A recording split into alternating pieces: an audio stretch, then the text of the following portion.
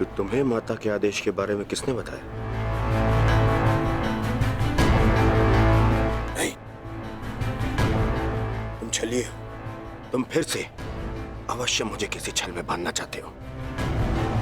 मेरी माता के सामने मुझे लज्जित करवाना चाहते हो। नहीं वासुदेव, नहीं, मैं अब तुम्हारे किसी भी छल में नहीं आने वाला।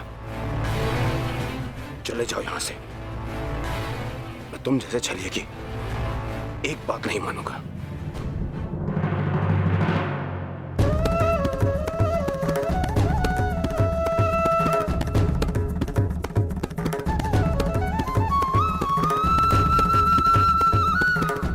मेरी एक बात नहीं मानना चाहते दुर्योधन, परंतु बात मेरी ही मानिए।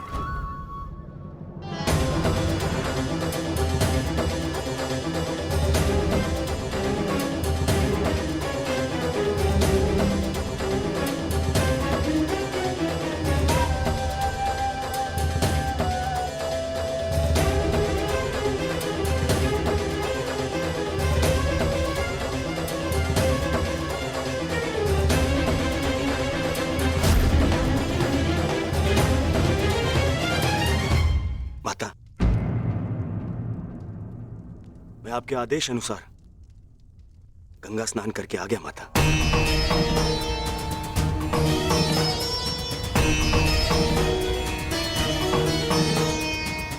मैंने जैसे कहा था तुमने वैसे ही किया है ना पुत्र?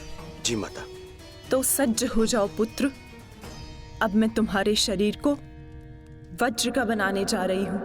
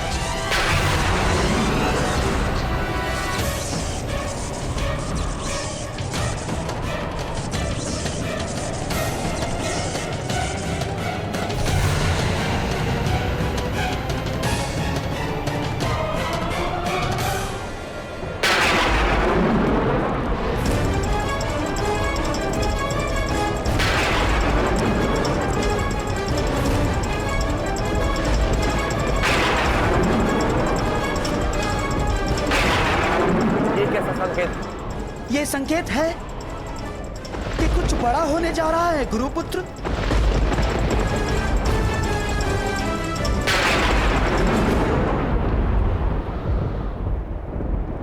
ये सब क्या हो रहा है आर्य? आपके गांडीव से ये स्वर कैसा? ये स्वर गांडीव की प्रत्यंचा का नहीं है पांचाली, मेघ गर्जन का है। परंतु कुछ समय पहले तक आकाश में ऐसा कोई संकेत नहीं था। मुझे भी समझ नहीं आ रहा है जैसे आकाश में वज्र खड़क रहा हो और प्रतीत होता है कि इंद्रदेव की दृष्टि टेढ़ी हो गई है। नहीं विकोदर, ये संकेत है कि किसी की दृष्टि कई वर्षों के पश्चात किसी पर पड़ी है।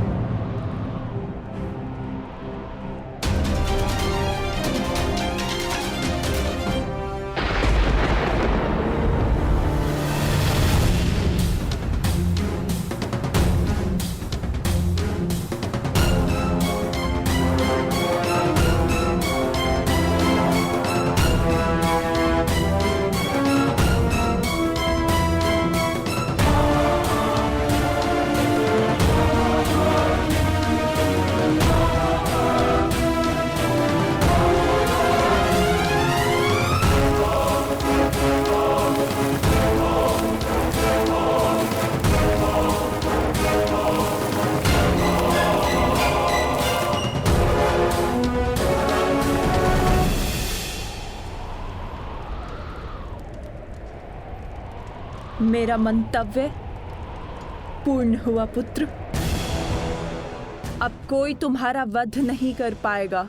महादेव के आशीर्वाद और मेरे तप के प्रभाव से तुम्हारा संपूर्ण शरीर वज्र का हो गया है, जिसे क्षति पहुंचाना असंभव है।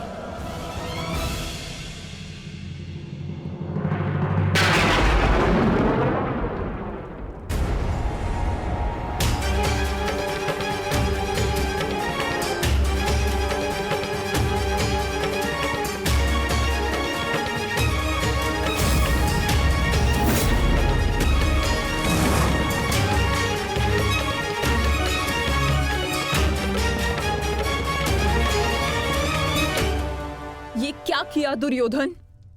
मैंने तुम्हें निर्वस्त्र होकर मेरे समक्ष प्रस्तुत होने का आदेश दिया था, तो तुम क्यों ये अंतर्वस्त्र पहन कर आए? माताश्री, बहना, क्या हुआ? क्या हुआ? क्या हुआ बहना? महादेव के वरदान का उपयोग करने के लिए मैंने दुर्योधन को निर्वस्त्र मेरे समक्ष प्रस्तुत होने का आदेश दिया था, ताकि इसका सारा शरीर वज्र का बन जाए। परंतु ये क्यों किया दुर्योधन? ऐसा क्यों किया?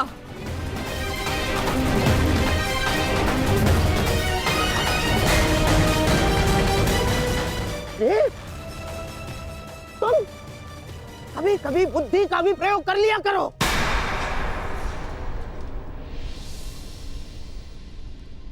क्या कह रहे हैं मामाश्री? आप ही ने तो मुझसे कहा था कि माता के समक्ष पूर्णतः निर्वस्त्र होकर नहीं जाना चाहिए। आप ही ने कहा था। मैंने कहा? मूर्ख हो गए हो तुम। मैं कब मिला तुमसे? और ये सब कुछ मैंने नहीं कहा है तुमसे। नहीं, यदि आप मुझसे नहीं मिले तो वो कौन था?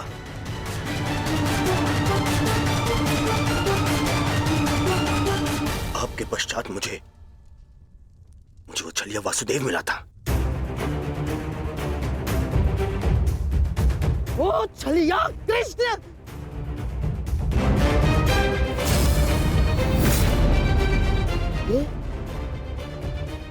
ये सब उस छलिए का किया धरा है दुर्योधन। मैं यहाँ से चलकर जाऊंगा, माताश्री का आदेश है। परंतु यहाँ से महल तक का मार्ग बहुत लंबा है प्रभु, आपको कुछ पहनना होगा। परंतु आप इस भांति अर्धनग्न अवस्था में। मेरी माता का आदेश है। माता पिता के आदेश का अक्षरशः पालन करना कोई आपसे सीखे युवराज। माता के समक्ष यूं अवघड़ बनकर जाओगे? लो, इसे अंगवस्त्र बनाकर धारण करो। जब आपकी माता ने अपने समक्ष आपको नग्न अवस्था में आने का आदेश दिया है, तो फिर आप ये पहनकर क्यों जा रहे हैं? उस अवस्था में जाइए जिस अवस्था में आपको आपकी माता ने बुलाया है।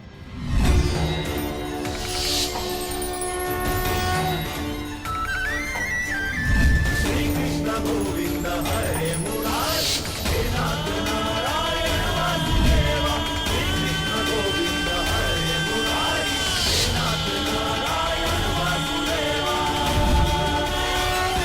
हाँ, ये सब उसी के कारण हुआ है। मैं उसे नहीं छोड़ूंगा, मैं उसे जीवित नहीं छोड़ूंगा, जीवित नहीं छोड़ूंगा मैं उसे। बहना, बहना, मुझे ऐसा लगता है कि अभी भी समय शेष है। एक बार मेरे होने वाले सम्राट को पुनः देख लो। दुर्योधन, उतारो तुम्हारी ये अंतर्वस्त्र, उतारो। अरे तुम समझ सकते।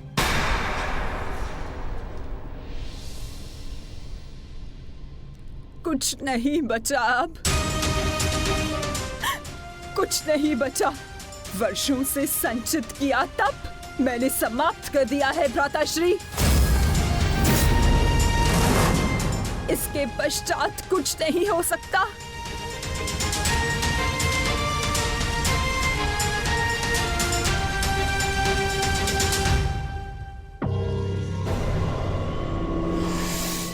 माता, मुझे क्षमा कर दीजिए, परंतु जितना आपने दिया वो पर्याप्त है माता। मेरे मित्र का प्रतिशोध लेने के लिए, उन पांडवों का अंत करने के लिए इतना भी पर्याप्त है माता। कमर से ऊपर सब कुछ वज्र का बन गया है माता, और नियम अनुसार भीम कमर से नीचे गदावार नहीं कर सकता।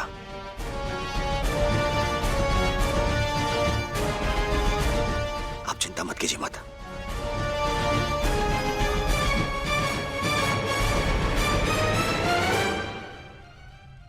मुझे मेरे युद्ध के लिए सज्ज होना है। मुझे आज्ञा दीजिए माता। मैं वचन देता हूं कि मैं आपके इस आशीर्वाद को व्यर्थ नहीं जाने दूंगा। प्रणिपात माता। विजयी भव पुत्र, अवश्य ही तुम्हारी विजय हो।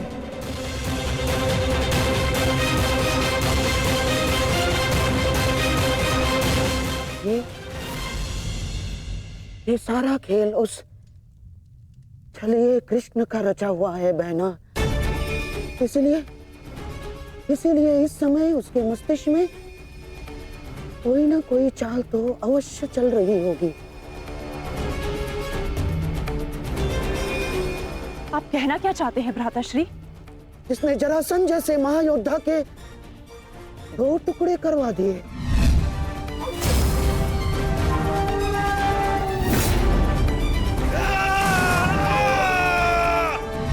जिसने महामहिम भीष्म को उस शिखंडी का सहारा लेकर शरशैया पर लिटवा दिया,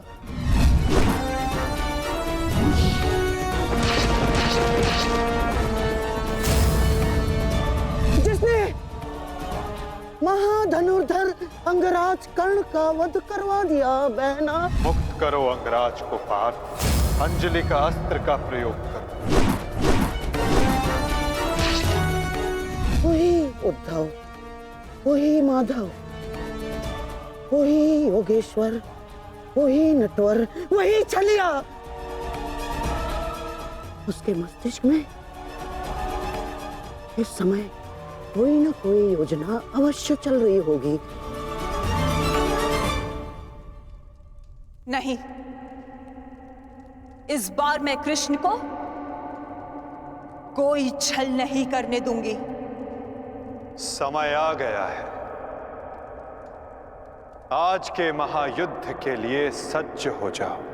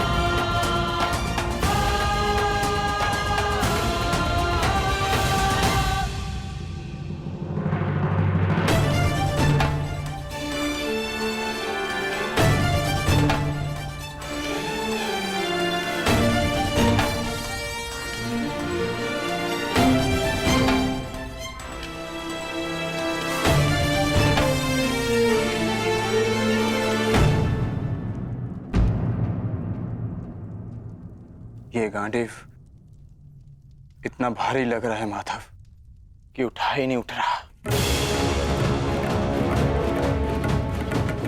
हाँ माधव, ज्येष्ठ की मृत्यु के पश्चात शस्त्र भारी हो गए हैं। शस्त्र भारी नहीं हुआ है विकोदर, तुम्हारा मन भारी हो रहा है।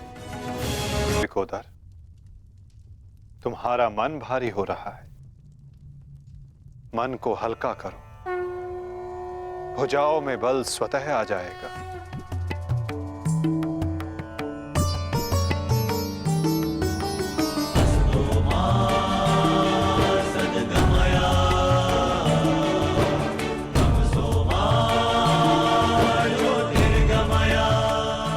तुम सब अपने ज्येष्ठ कर्ण के लिए उनके मन की इच्छा, उनके लक्ष्य को पूर्ण करके अपने मन को हल्का कर सकते हो। कर्ण के पश्चात अब तुम सबको उसके परिवर्तन के लिए ये युद्ध करना होगा।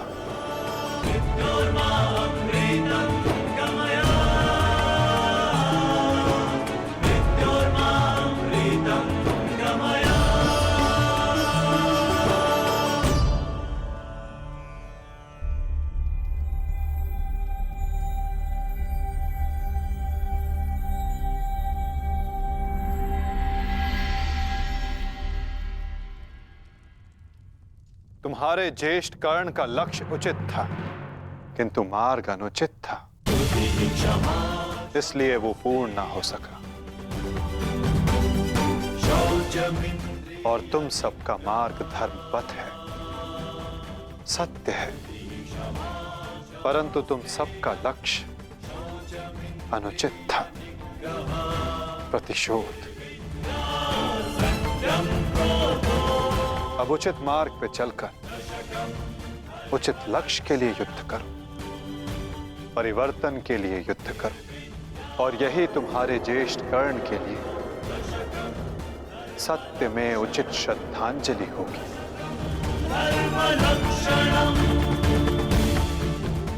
और परिवर्तन तब तक नहीं आ सकेगा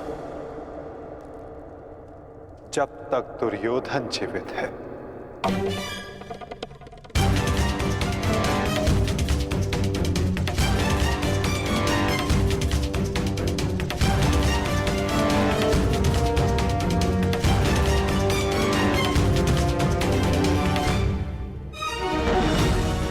कर्ण के पश्चात अब भी युद्ध भूमि में कुछ अपने हैं जो तुम सब के विरुद्ध खड़े होंगे। कर्ण का शरीर भले ही नष्ट हो गया, परंतु कर्ण की आत्मा, कर्ण की सोच अभी भी जीवित है, और ये सोच बहुत कुछ जीवित कर देती है।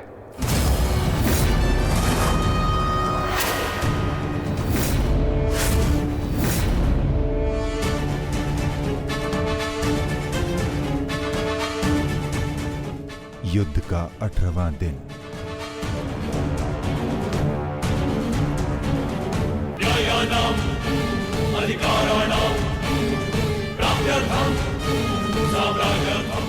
कर्ण उस दीपक की भांति है जो बुझने से पूर्व दूसरे दीपक को प्रकाश दे जाता है और फिर उस प्रकाश में लौट कर आता है।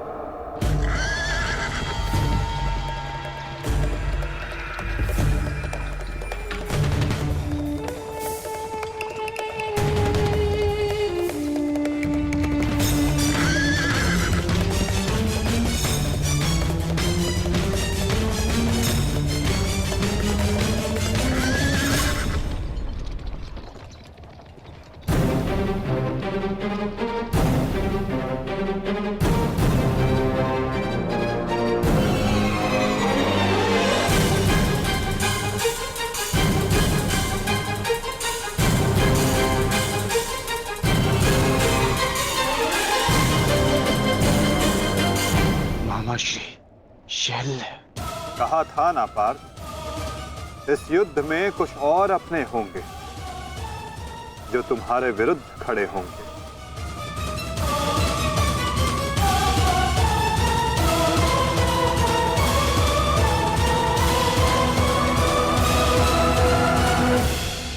मैं जानता हूं मैं अंगराज नहीं बन सकता, परंतु मद्राज की साहस का दर्शन अवश्य होगा। मैं वचन देता हूं, जो मैं सारथी बन के नहीं कर पाया वो अब मैं अपनी रथी के रथ पर आरूढ़ होकर अवश्य करूंगा। ये मेरा वचन है। मैं वचन देता हूं कि आज का दिन सदा स्मरण रखा जाएगा। न बंधु न सखा, न बहन न कोई भांजा, आज शल्य के लक्ष्य में कोई बाधा नहीं बनेगा। आज शल्य प्रायश्चित करेगा एक महान योद्धा के मृत्यु के सहायक होने के अपराध में। आज शल्य प्रायश्चित करेगा अपने अपराध का।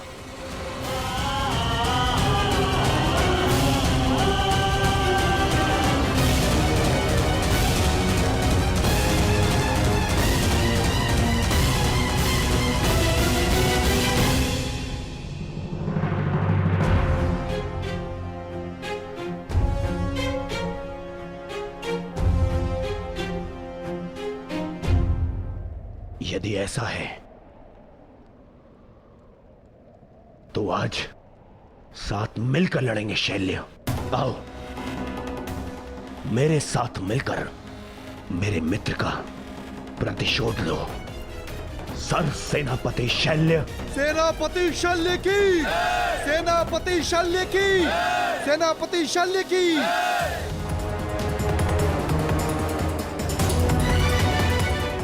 आज तुम बाण होगे और मैं ढाल।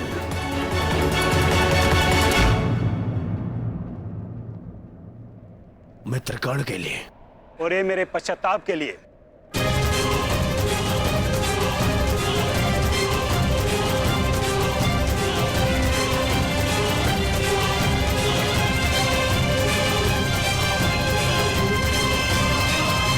आक्रमण!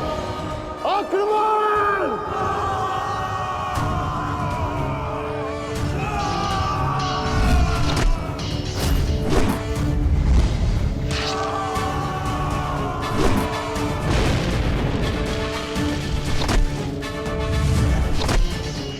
हे महारथी कर्ण के नाम,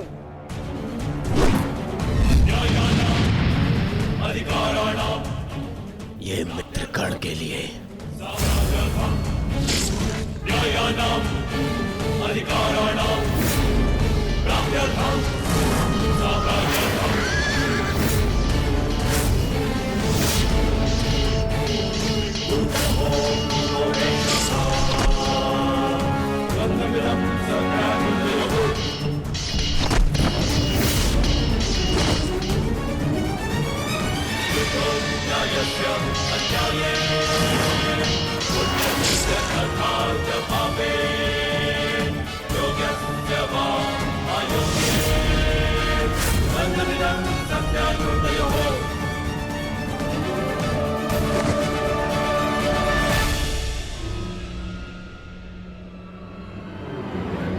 क्यों पार्थ,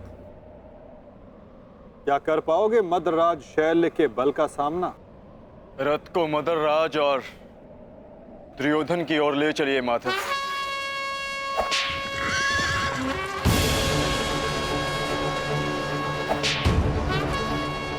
हाथी उस ओर चलो।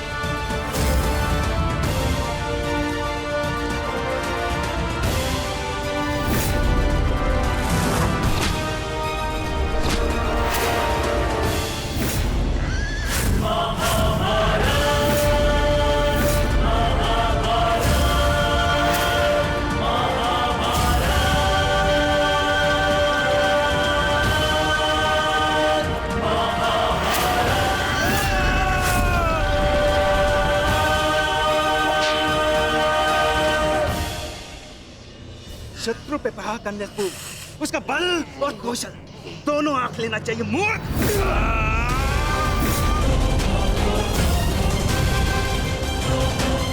शल्य के समक्ष क्रोध करने वाला आधा बल खो लेता है। इस जोड़ी को ही नहीं, आज मैं दोनों के शरीर को ही तोड़ डालूंगा।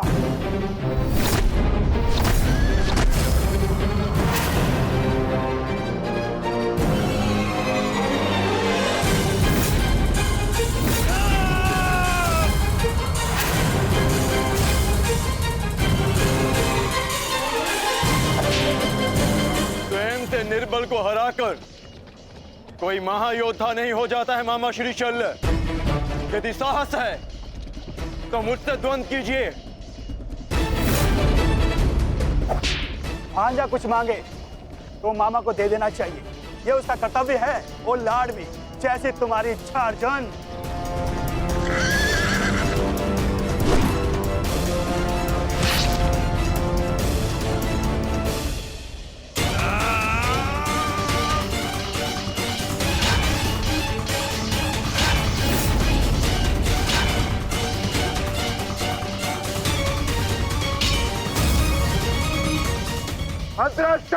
अपना लक्ष्य भूल गए विकोधर।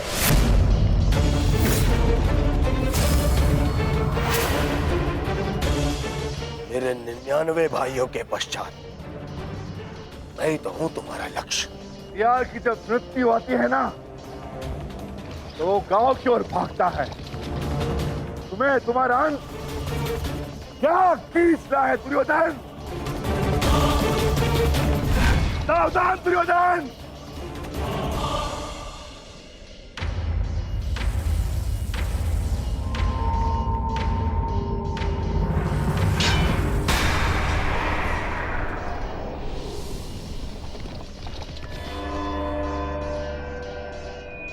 ठीक कहा तुमने, कर लो, अपनी प्रतिज्ञा पूर्ण कर लो। मेरे मस्तक को तोड़ दो, दाहर करो मुझ पर विकोधर।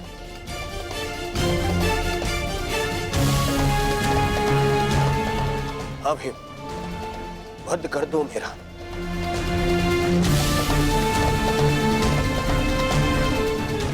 कर लो, अपनी प्रतिज्ञा पूर्ण कर लो। स्मरण करो, वो मैं ही था जिसने सम्राट से भिखारी बना दिया था तुम सबको। स्मरण करो, वो मैं ही था जिसने 12 वर्ष के वनवास में भेज दिया था तुम सबको। वो अज्ञातवास स्मरण करो, वो भी मैं ही था। स्मरण करो, द्रौपदी का वस्त्र हरण, वो भी मैं ही था। और अभिमन्यु का वध, वो भी स्मरण करो, वो भी मैं ही था। मार दो मुझे, अपना प्रतिकार लो, मुझे मार दो। ऐसे भी मेरे 99 भाई और मेरे मित्र के चले जाने के पश्चात अब जीने की इच्छा शेष नहीं है। मार दो, आओ भीम, वध करो मेरा, मार दो।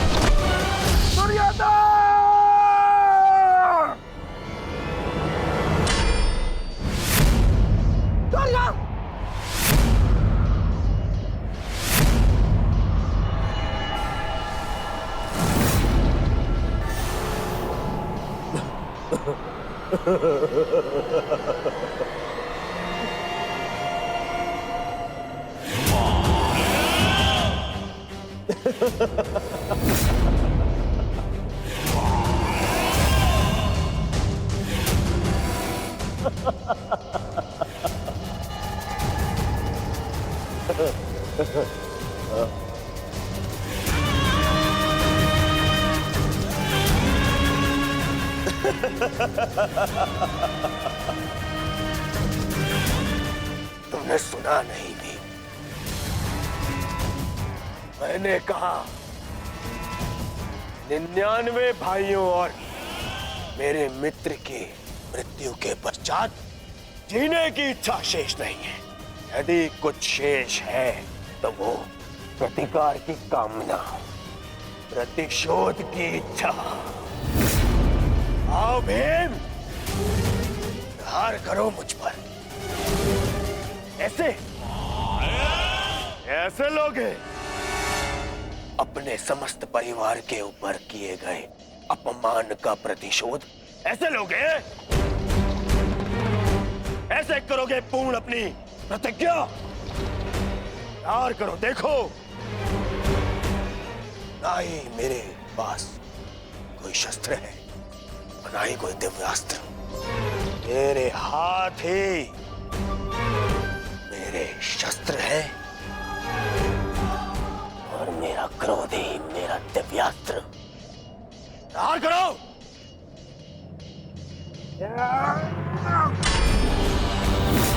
ऐसे नहीं भीम।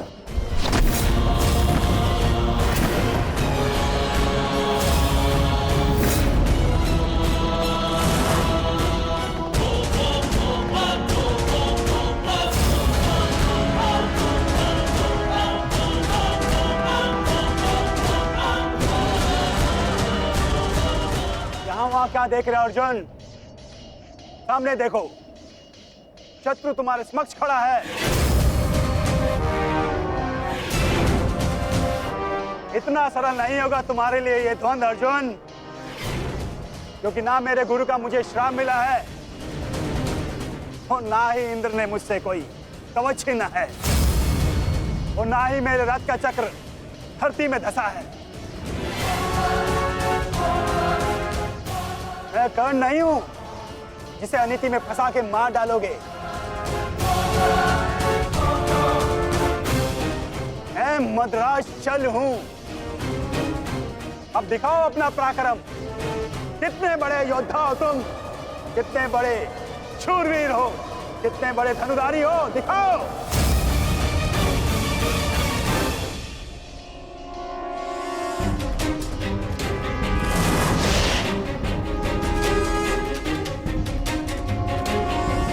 स्मरण रखना पार्थ, कभी कभी क्रोध को अस्त्र बना लेना चाहिए। तुम क्रोध में मत उलझो पार्थ, केवल अपने युद्ध पर अपना ध्यान केंद्रित रखो।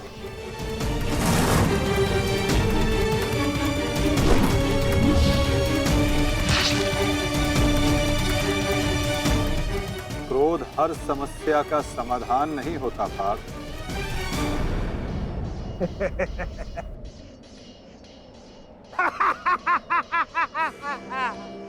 लगता है आचार्य द्रोण ने तुम्हें अधूरी शिक्षा दी है अर्जुन।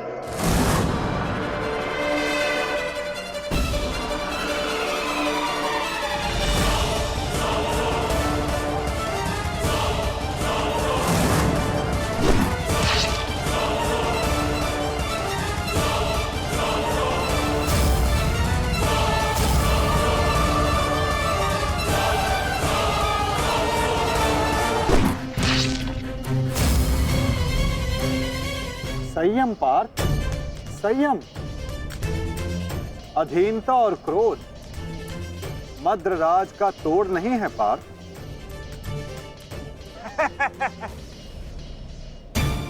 मद्रराज, इस अर्जुन को धनुर्विद्या सीखने का बहुत शौक है। आप इसे धनुर्विद्या सिखाएं।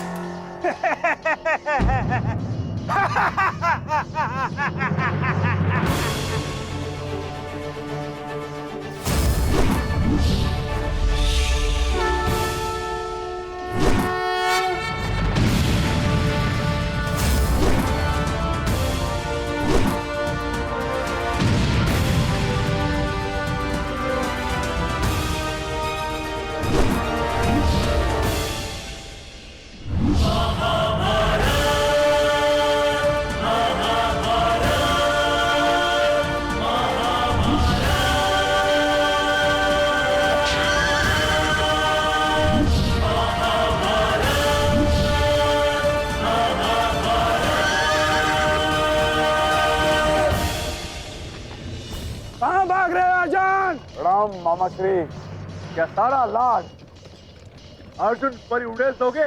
नहीं भांजे भीम, तुम्हारे लिए भी बहुत शेष है। बहुत दिन हुए मल युद्ध किए। आओ।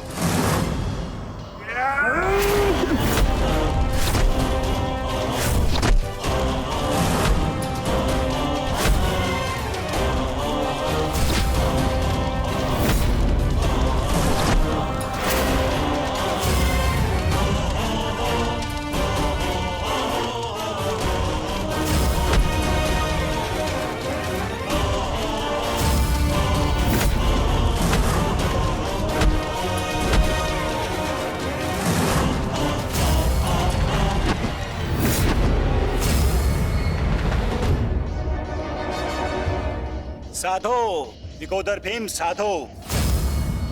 अद्भुत बल है तुम्हारे भीतर, किंतु तुम्हें लगता नहीं कि तुमने देर कर दी। यदि ये बल उस भरी सभा में दिखाया होता तो भरी सभा में द्रौपदी का अपमान होने से तुमने बचा लिया होता भीम। अरे जब फसल ही जल गई तो वर्षा का क्या लाभ? अरे संसार के इतिहास में तुम्हारा नाम एक कायर के रूप में लिखा जा चुका है भीम, जो अपनी पत्नी का वस्त्र हरण होते हुए देखता रहा। वस्त्र हरण। नहीं, ऐसा तो नहीं, तुम स्वयं उस पल का आनंद ले रहे थे।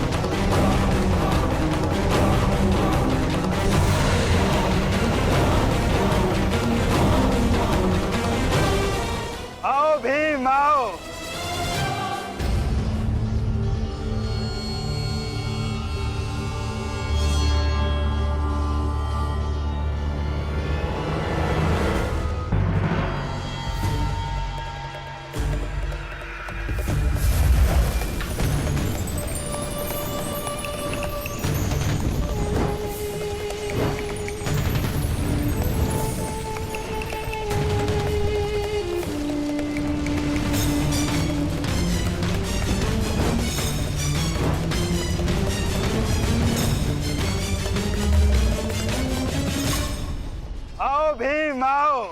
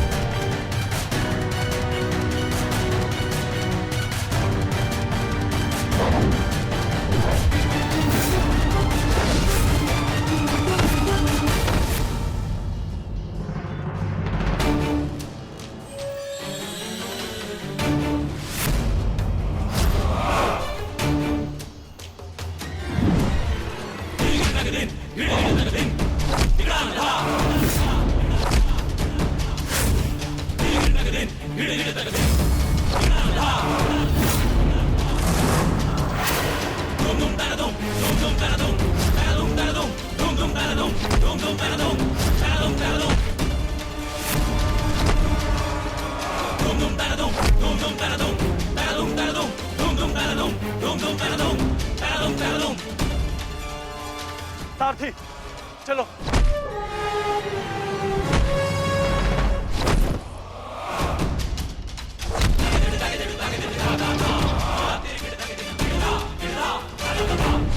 विश्वास नहीं होता मामा श्री, कि आप हमारे शत्रु के साथ मिलकर हमें ही परास्त करने पे तुले हैं।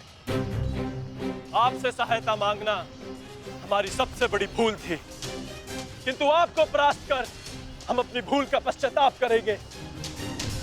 आइए मामा श्री, हमसे द्वंद्व कीजिए। जिसे कल मेरे महारथी ने छोड़ दिया था, मैं उन्हें मारना नहीं चाहता। जाओ, लौट जाओ। कर्ण ने तुम्हें क्षमा किया था, इसलिए मैं भी तुम्हें एक और अवसर देता हूं। जाओ, लौट जाओ। अपनी ही बहन के अंश को नहीं मारना चाहता, इसलिए लौट जाओ। कहीं ऐसा तो नहीं कि आपको हमसे है लग रहा हो मामा श्री? है। शल्य को है।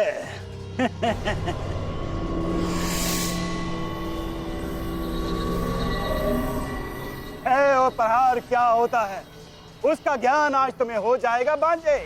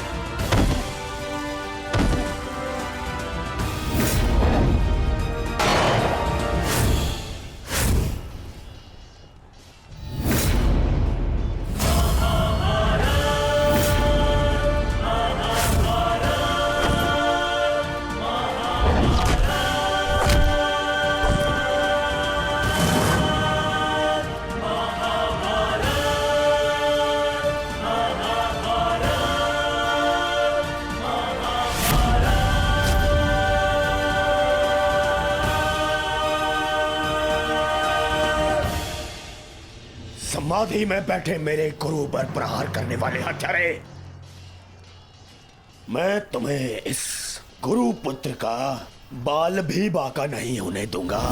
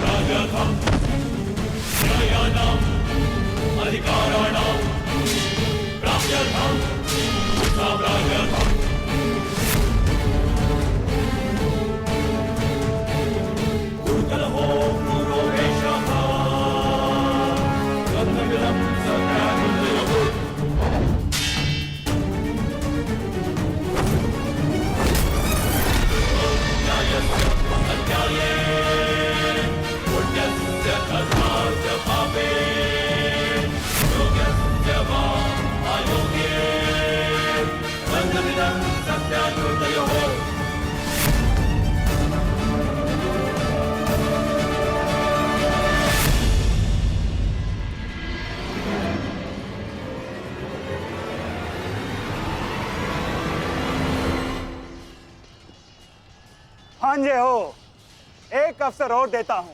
उठाओ अपना शस्त्र और प्रहार करो।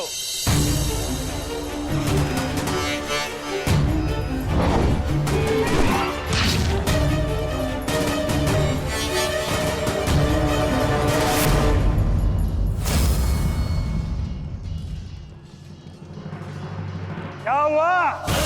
कोई पांडव सेना में ऐसा भी नहीं है जो मेरा सामना कर सके। या तो मुझसे युद्ध करो, अन्यथा अपनी पराजय स्वीकार करो। ये सब क्या हो रहा है माता? मदरराज अचानक से इतने शक्तिशाली कैसे हो गए? क्या उन्हें परास्त करने का कोई उपाय नहीं? किसी भी शक्ति का तोड़ ढूंढने से पूर्व उस शक्ति को समझना अनिवार्य है पार्थ। कोई मेरे समक्ष जो मुझसे युद्ध कर सके? मद्रराज की शक्ति उनके शत्रु के क्रोध में है पार्थ। उन्हें केवल वही परास्त कर सकता है जो अपने क्रोध को अपना अस्त्र बना सके, या वो जिसे अपने क्रोध पर पूर्ण नियंत्रण हो, जैसे कि अंगराज कर्ण ने किया था पार्थ। अपने क्रोध को अपना अस्त्र बनाकर उन्होंने शैल्य को पराजित किया था।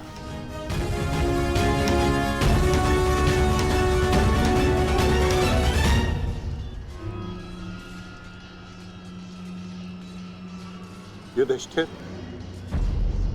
कदाचित तुम्हें ही अपने मामा को वैकुंठ लोक भेजना होगा। तुम्हें ही अपने मामा को वैकुंठ लोक भेजना होगा।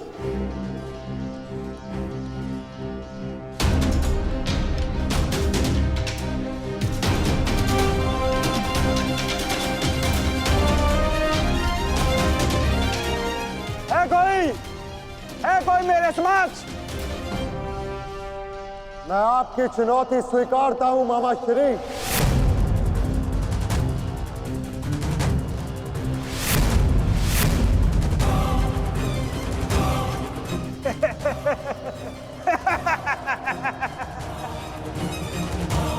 जब अर्जुन का गांडीव, भीम की गदा मेरा कुछ बिगाड़ नहीं सकी, मेरे भांजों को भी मेरे समक्ष घुटने टेकने पड़े, तो तुम किस अस्त्र की सहायता से मुझे परास्त करोगे युधिष्ठिर? हो, कहीं तुम चौसर के खेल की चुनौती देने तो नहीं आए युधिष्ठिर? ओ, मैं तो भूल गया था, तुम जीत के लिए अस्त्र नहीं उठाते, अपने परिवार को दांव पे लगाते हो, दांव पर।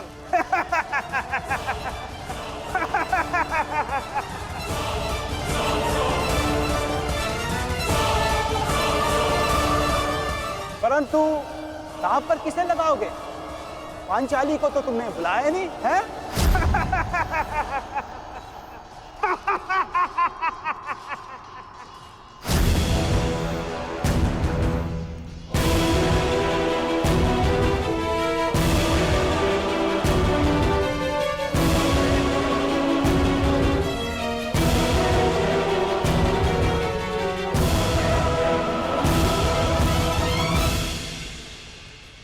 तो बताओ युधिष्ठिर, मेरे साथ चौसर खेलोगे या है तुम्हारे पास कोई अस्त्र मेरा सामना करने के लिए?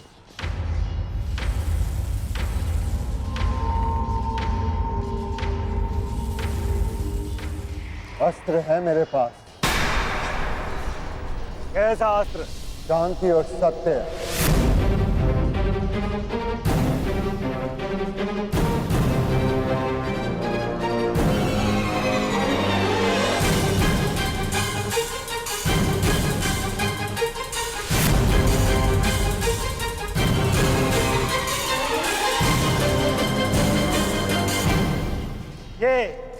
ये समस्त विनाश तुम्हारे कारण हुआ है।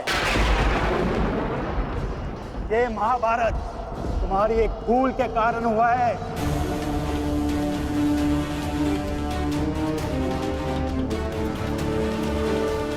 आपने उचित कहा मामा श्री। ये समस्त महाभारत मेरे उस भूल के कारण हो रही है। तो अब समय आ गया है अपनी उस भूल को सुधारने का, और आपका समय आ गया है अपनी भूल का पश्चाताप करने का।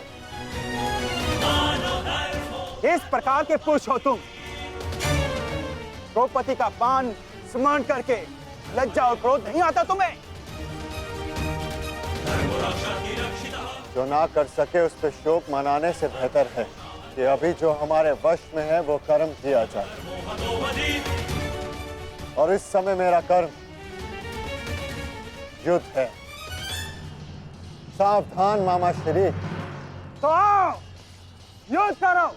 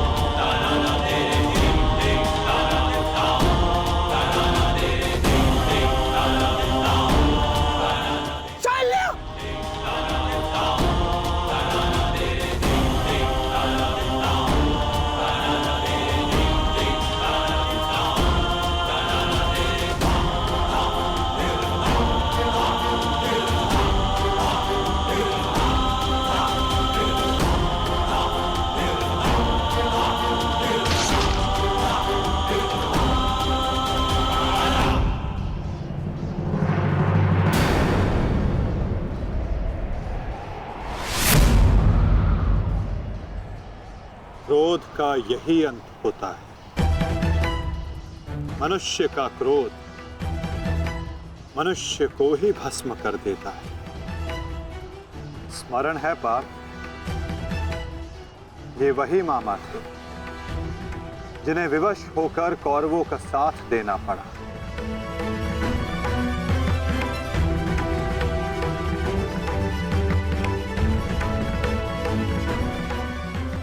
परंतु अभी भी एक मामा शेष हैं पार्थ,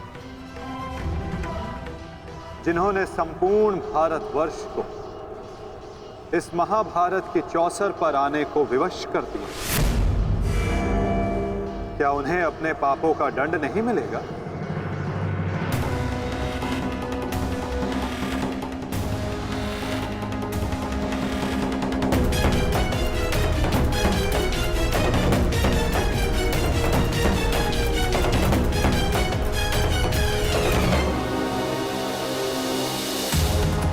अवश्य माता,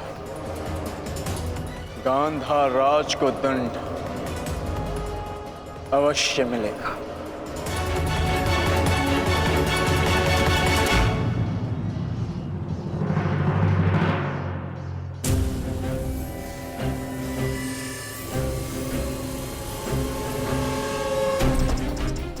हमारे ही पक्ष में रहकर सदैव हमारे अहित में ही सोचा था इस मद्रराज ने। इसके कर्मों का आज इसे उचित दंड मिला। अभागा मामा अपने ही भांजे के हाथों अपने प्राण खो बैठा। सत्य ही तो कहा है किसी ने, जीवन एक चौसर का खेल ही तो है, एक ही भूल और हमारे ही पासे हमें हार दिलवा देते हैं। ठीक कहा गांधार राज, आपने अपने और अपने संबंधियों के जीवन को एक चौसर का खेल ही तो बनाकर रख दिया है। आपकी कुटिल नीति के कारण आज एक भाई दूसरे भाई के लहू का प्यासा हो गया है। आज संपूर्ण भारतवर्ष इस महाभारत के रण क्षेत्र में आ सिमटा है। इसका दंड तो आपको अवश्य मिलेगा गांधार राज। समय आ गया है कि आप विश्वासों के पास आप ही के जीवन का दांव उलट दें।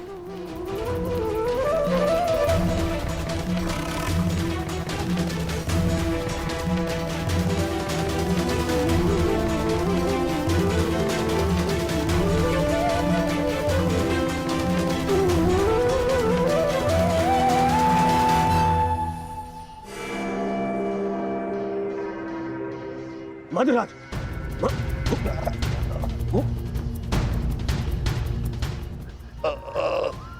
मधुराज, जाओ सहायता लेकर आओ, जाओ। मुझे क्षमा कीजिए युवराज, इससे अधिक आपकी सेवा नहीं कर सकता। मेरा अंतिम समय आ गया है। नहीं मधुराज, नहीं। आपका साहस और आपकी शक्तियां बहुत प्रशंसनीय है। मेरी सहायता करके आपने अपना वचन पूर्ण किया। मैं दुर्योधन ये घोषणा करता हूं कि आपने अपना कर्तव्य पूरा किया मद्रराज,